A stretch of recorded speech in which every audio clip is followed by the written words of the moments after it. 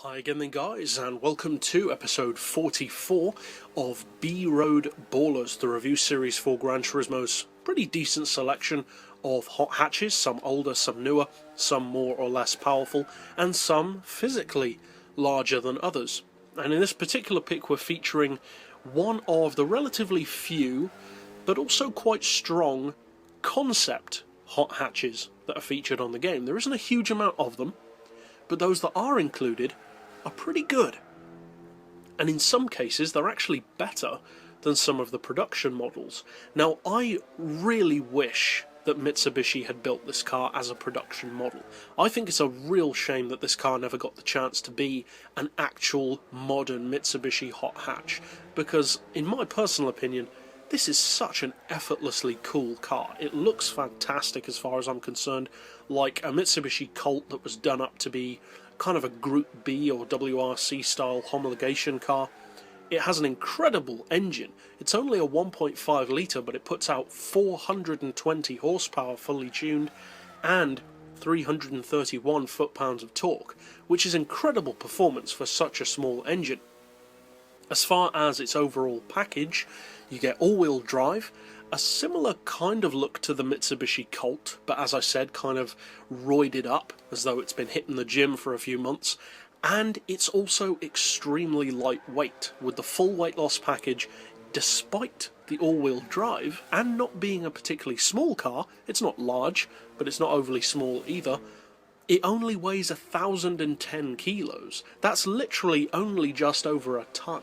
That's deeply impressive for an all-wheel drive hot hatch. And thanks to that, it puts out 416 horsepower per tonne, which doesn't sound huge compared to some other performance vehicles in the game, but bearing in mind how much less power it has than, say, a HPA Golf, a Golf R, a Focus ST, a Megane RS, it has so much less power than those vehicles, but to have that kind of power to weight is not bad at all.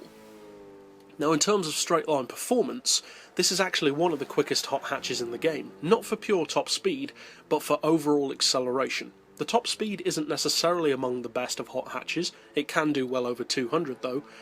It's the acceleration on this car which is very good.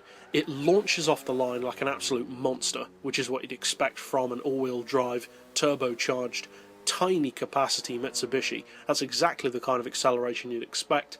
And it carries that acceleration pretty much through its entire performance range. It has very, very strong straight line performance.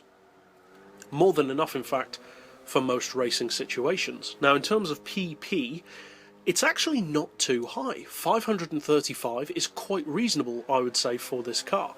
It would be very easy for this car to be up around, say, 560 even, based on how it performs. So I'm glad that it is slightly lower than that, because it makes it more usable.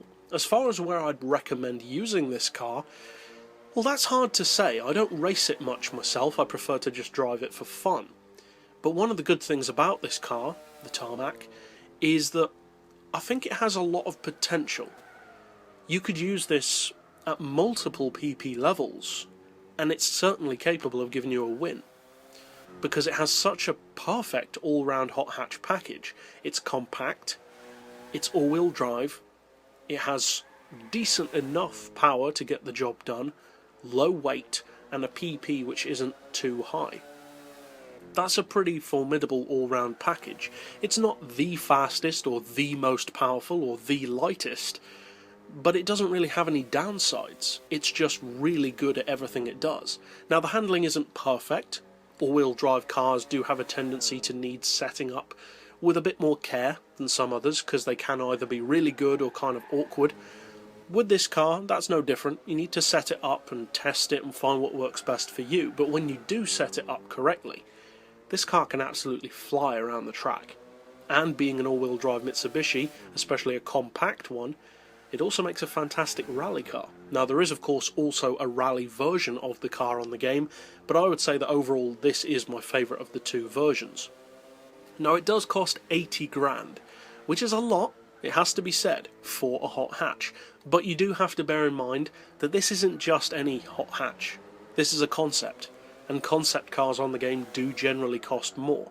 So, in retrospect, considering it is a one-off concept vehicle, with a pretty remarkable engine, that's actually not bad value at all, especially considering that despite how good it is and how fun it is to drive, you just don't see many people using these, and I'm not really sure why.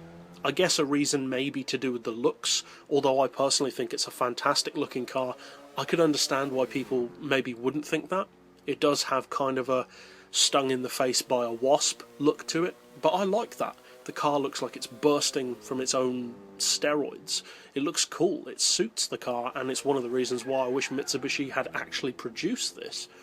But they didn't, and they probably won't now at this point, but at least you can enjoy this car on Gran Turismo 6. So overall, for 80 grand, I would say if you haven't checked this car out before, definitely give it a shot, because the engine is like nothing else, the looks are certainly like nothing else, and the performance, in every way, isn't the best, but it can give the best an incredible run for their money. But that's it overall for this particular episode. I'll see you guys next time, and as always, thanks for watching.